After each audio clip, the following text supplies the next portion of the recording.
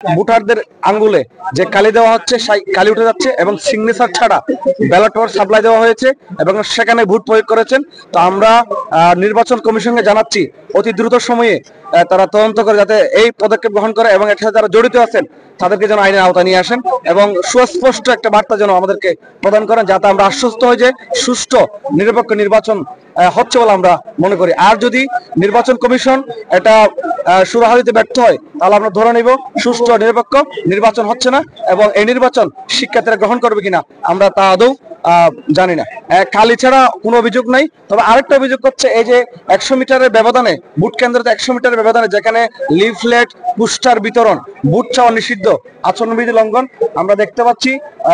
এই যে 100 মিটারের ভিতরে বিভিন্ন প্যানেলের প্রার্থীরা এবং প্রার্থীদের সমর্থকরা তারা তাদের শুভাকাঙ্ক্ষীরা তারা তাদের পক্ষে থেকে ভোট চাচ্ছেন এবং তারা লিফলেট পোস্টার বিতরণ করছেন যা নির্বাচন কমিশনের আচরণবিধি অনুযায়ী সুস্পষ্ট এটা একটা আচরণবিধি লঙ্ঘন। তো আমরা নির্বাচন কমিশনকে উদাত্ত আহ্বান জানাচ্ছি স্বল্প সময়ে এটা যেন বন্ধ হয়।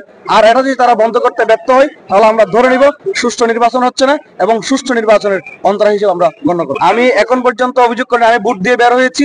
আমি দ্রুত সময়ে এটা লিখিত অভিযোগ দিব লিখিত অভিযোগ দ্বারা আবার আপনাদেরকে আমরা এটার ব্যবস্থা নিয়েছি কিনা সেটা আমরা জানাবো।